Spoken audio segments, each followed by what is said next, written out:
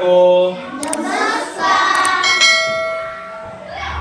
ક્યાં પહોંચ્યા આપણે આગળ શરૂ કરીશું ને પ્રકરણ નંબર 7 અપૂર્ણાંક સંખ્યા કયો ટોપિક પહોંચ્યા આપણે બધું A to Z એક થી બધા ટોપિક ની ચર્ચા કરતા ગયા છે એમાં આવી ગયા આપણે ટોપિક અપૂર્ણાંકોનો સરવાળો અને બાદબાકી શેખર ભાઈ રાજુ આ જરા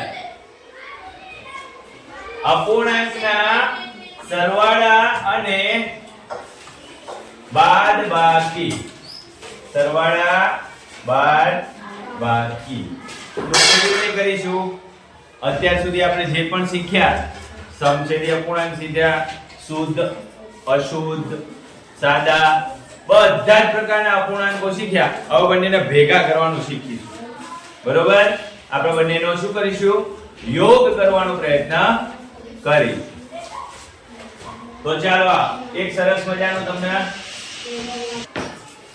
આ બે તમને અપૂર્ણાંક આપેલા છે જો કયા કયા 6/8 અને 2/3 આ બંનેની વચ્ચે નિશાની નહીં આપી દીધી સરવાળાની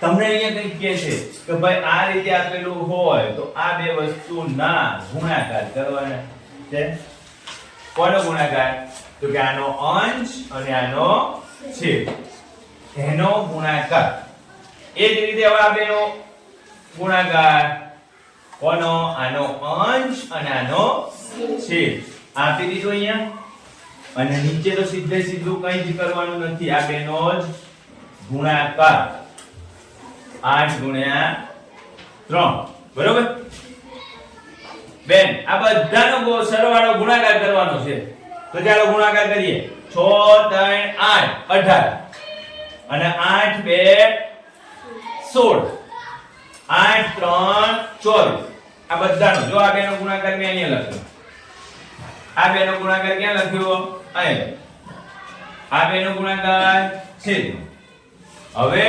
સરવાળાની નિશાની છે શેની નિશાની છે સરવાળાની 18 અને 16 નો સરવાળો કરો એટલે કેટલા આવશે 34/24 એને આપણે એક સાદા અપૂર્ણાંકમાંથી મિશ્ર અપૂર્ણાંકમાં ફેરવવાની રીત શીખ્યા હતા કેટલાની યાદ છે કયો નહીં તો હું ફરીથી બતાવું ફરીથી બતાવવી પડશે શેખર યાદ છે આપણે આમ કરતા હતા ખબર છે 34/24 આવું કરતા હતા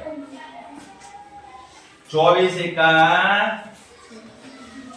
આ બંનેની બાદબાકી કરો તો કેટલું વધે 10 કેટલા વડે ભાગાકાર કર્યો છેદમાં કેટલા લખવાના 24 ભાગાકાર 24 વડે કર્યો ને જવાબ કેટલો આવ્યો 1 સાઈડમાં 1 લખવાનો અને છેદમાં શેષ કેટલી વધી છે તો કે શેષ વધી છે 10 શેષ કેટલી વધી છે 10 એટલે આ સ્વરૂપમાં લખવાનું થાય 1/10/24 એમાંય છેદ ઉડતા ઉડાડજો 5 દુ 10 અને 12 દુ 24 જેટલા છેદ ઉડતા હોય છેદ ઉડાડી દેવાના એટલે છેદ ઉડાડી દે 1/5/12 એવો જવાબ આવશે આ રીત યાદ રાખજો મગજમાં કેમ કરવાનું છે પછી સીધા દાખલા ગણવાના થશે આ એક બીજો દાખલો છે 3/4 અને 5/7 નો સરવાળો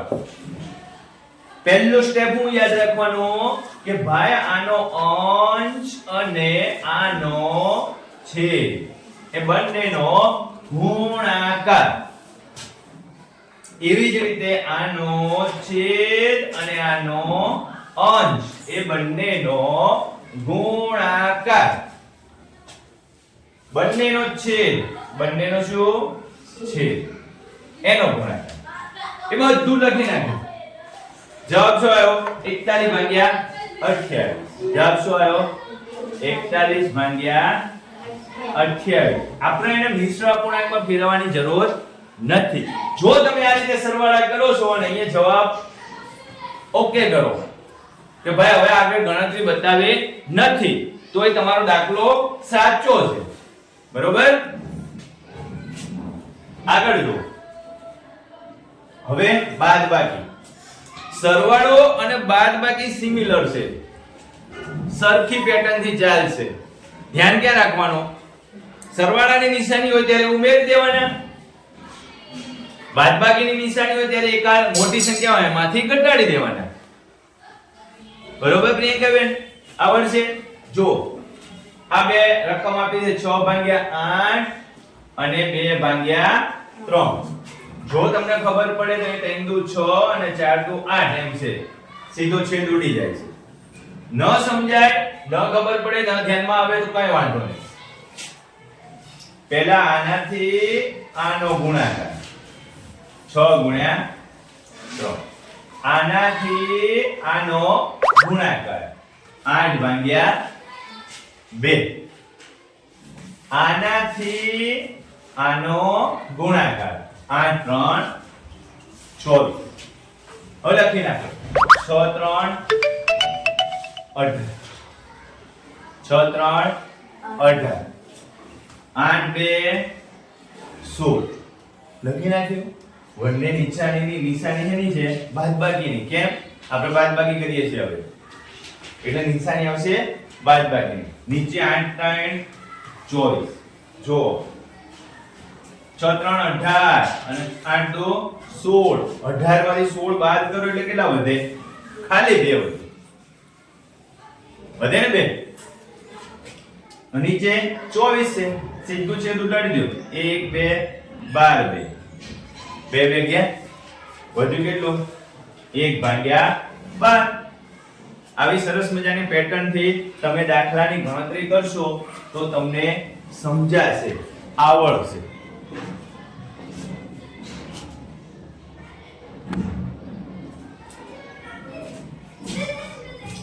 બરોબર? હજી એક દાખલો જોઈએ આગળ. હા ચલો, આ એક દાખલો છે વધારાનો. શું કરવાનું છે ભાઈ?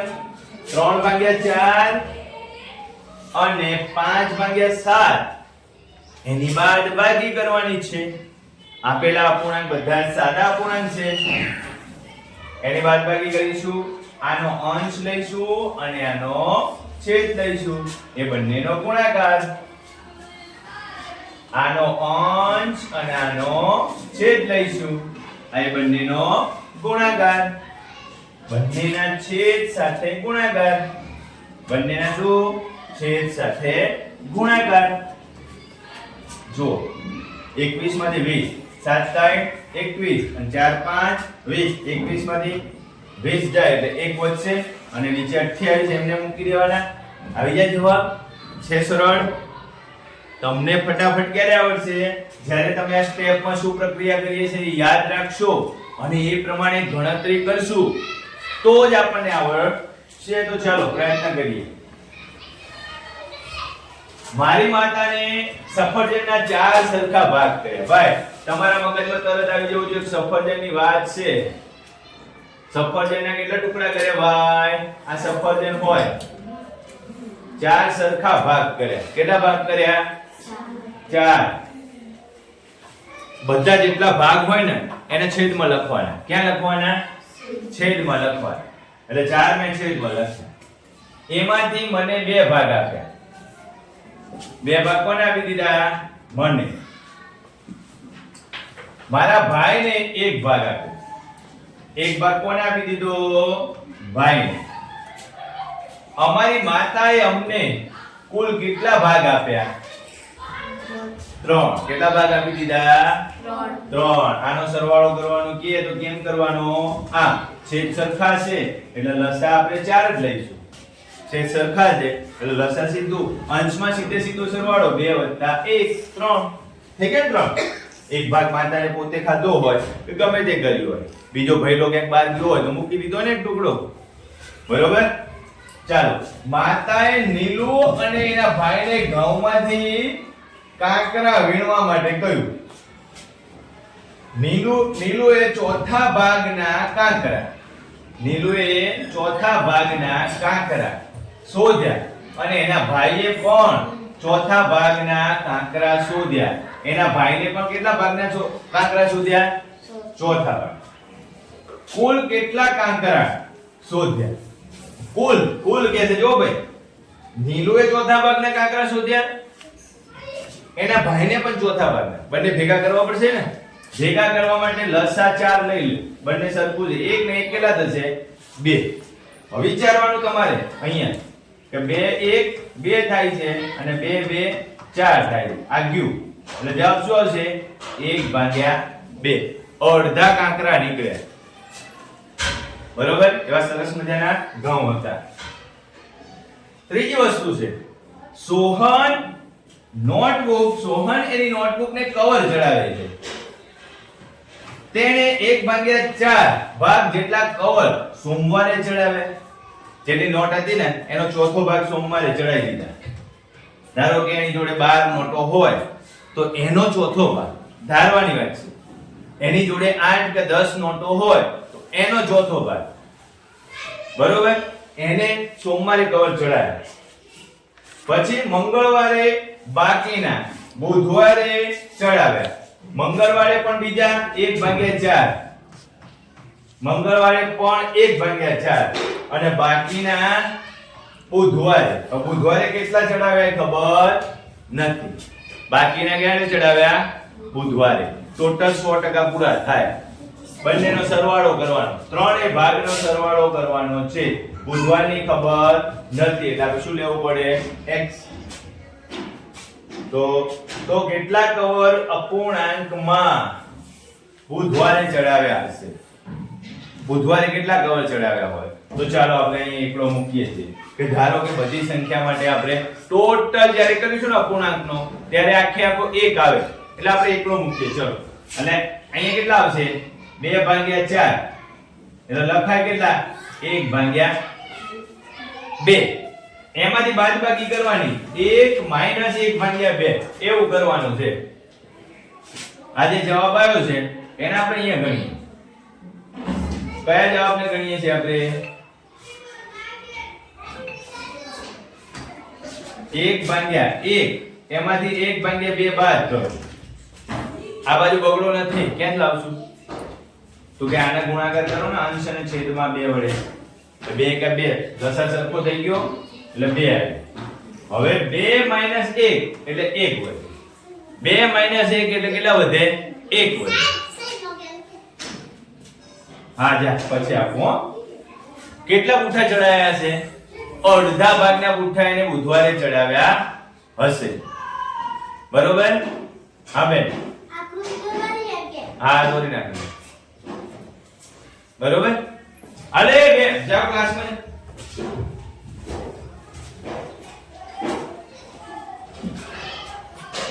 પડી સમજણ? બુધવારે કેટલા પુઠ્ઠા ચડાયા હશે? અડધો ભાગ બાકી રાખી દીધો તો એને એટલા બધા પુઠ્ઠા ભેગા કર્યા હતા. એટલે અડધા ભાગના પુઠ્ઠા ક્યારે ચડાયા? બુધવારે. આગળનો જોઈએ.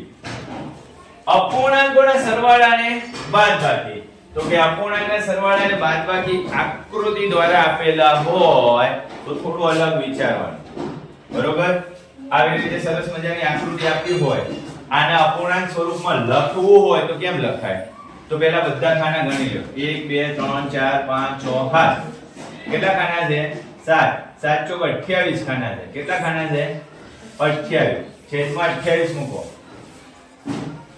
બરોબર? કલર વાળા ખાના 1 2 3 4 ને 5 ને 4 9. એટલે આના અપૂર્ણાંકમાં 9/28 એવું લખાય. આ વસ્તુ આવડશે એટલે તમને સરવાળામાં થોડી ઘણી ખબર પડશે.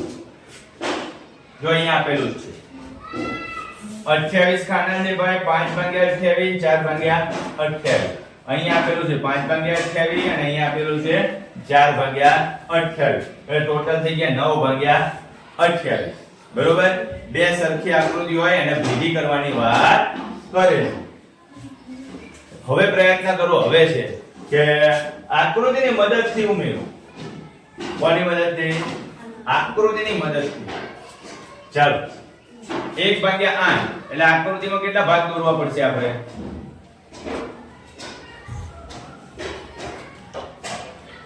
8 ભાગ થઈ ગયા. બીજી આકૃતિમાં 1/8 કરવાના છે.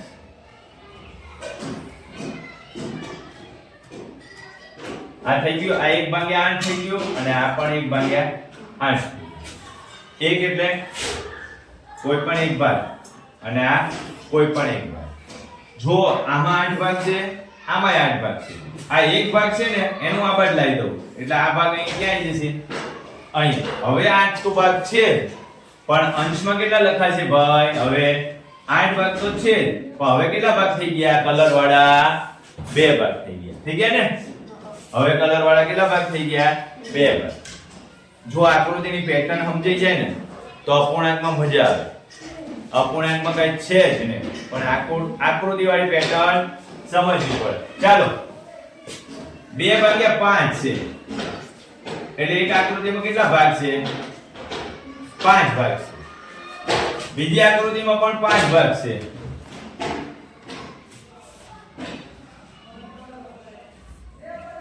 પાંચ ભાગ છે ને? હવે જો 2 ભાગ છે આમાં. કેટલા ભાગ છે આમાં? 2. અને આમાં કેટલા ભાગ છે? 3 ભાગ છે. બરોબર? આટલા ભાગ રોકી લીધા. હવે આ 3 ભાગ જે છે ને ઉઠાઈને આ બાજુ લાવો એટલે આ 3 ભાગ રોકી લેવાના. બરોબર? તો આ કેટલા ભાગ રોક્યા? 5.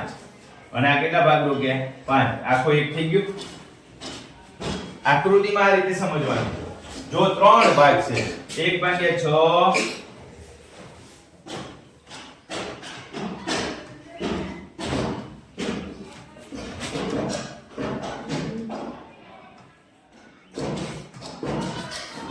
6 ભાગ છે.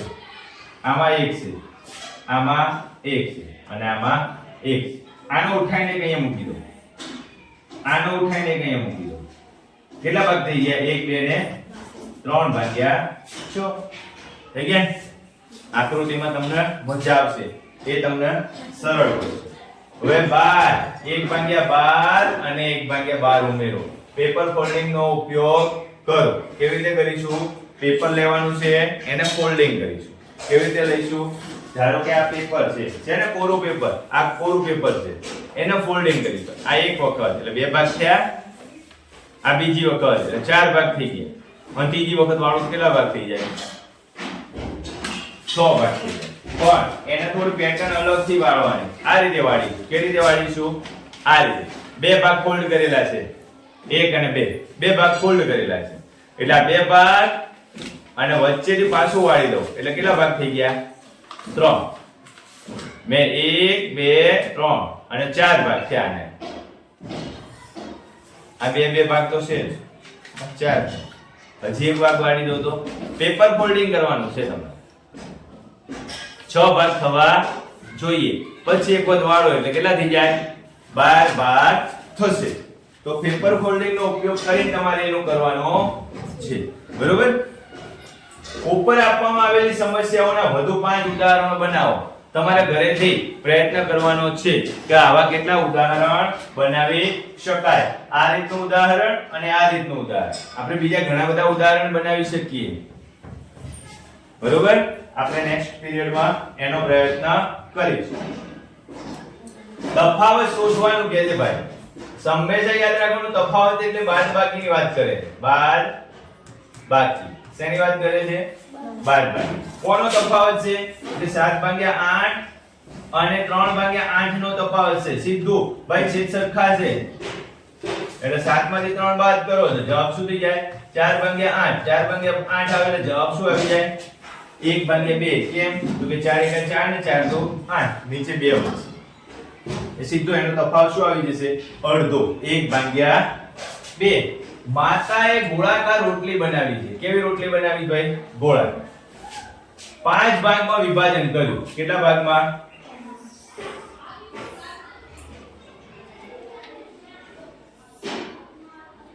5. થોડું ચેકવું પડશે. આખું બોલ.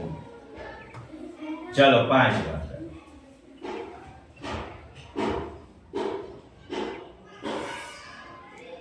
5 ભાગમાં વિભાજન કર્યું. બરોબર? સીમાએ તેમાંથી એક ભાગ. સીમાએ કેટલા ભાગ ખાધો? 1. 5 માંથી 1 ભાગ. જો હું બીજો એક ભાગ ખાઈ જાઉં એટલે ભાઈ બીજો એક ભાઈ છે એ પણ એક ભાગ ખાઈ જાય, બીજા કેટલા ભાગ બાકી રહેશે? આકૃતિ પર કહી દો સીધે સીધું. એક ભાગ સીમા ખાઈ ગઈ અને એક ભાગ હું ખાઈ ગયો. કેટલા ભાગ વધ્યા? 3 ભાગ વધ્યા ને. સીધું જ આકૃતિ પરથી મજા આવશે તમને અપૂર્ણાંક. બરોબર? ચલો તમારી પાસે મોટી બહેને એક તરબૂચના સરખા 16 ભાગ કર્યા ભાઈ. તરબૂચ હતું મોટું મસ્ત મજા. કેટલા ભાગ કર્યા? આ એક કેટલા થયા? 1 2 3 4 5 6 7 8 ભાગ છે ને. હવે ગણો 1 2 3 4 5 6 7 8 9 10 11 12 13 14 15 16 ભાગ થયા. બરોબર? આપણે વ્યવસ્થિત પરિઘ પેન્સિલ કટકુટ પટ્ટીની મદદથી દોરીએ તો સારી દોરાય. 7 ભાગ કોણ ખાઈ ગયું? 1 2 3 4 5 6 ને 7 ભાગ. ચલો 7 ભાગ ઉપાડી લ્યો ભાઈ. તરબૂચ તો મજા આવે ને ખાવાની, એટલે 7 ભાગ ખાઈ ગયા. મારા મિત્રોએ કેટલા ભાગ ખાધા? બીજા 4 ભાગ મિત્રોએ ખાધા. 1 2 3 ને આ 4 ભાગ ઉપાડી લ્યો, ખાઈ ગયા. બંને સાથે મળીને કેટલું તરબૂચ ખાધું ભાઈ? બંને જણાએ સાથે મળી, જો આકૃતિ પરથી કહું છું, જો આમ ગણવું હોય તો આમ થાય.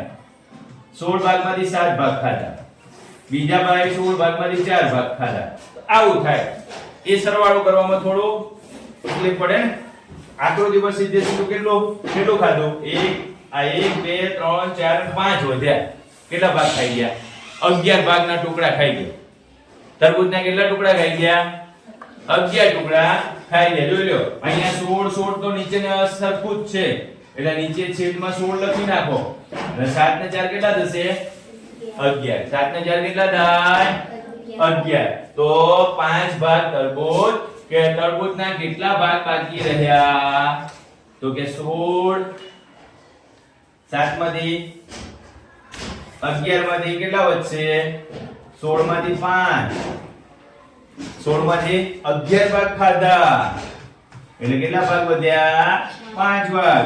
આકૃતિ ગણી નાખો. 1 2 3 4 અને 5. 5 ભાગ તરબૂચના બાકી રહેશે. બરોબર? ઓકે, આટલા સુધી રાખીએ.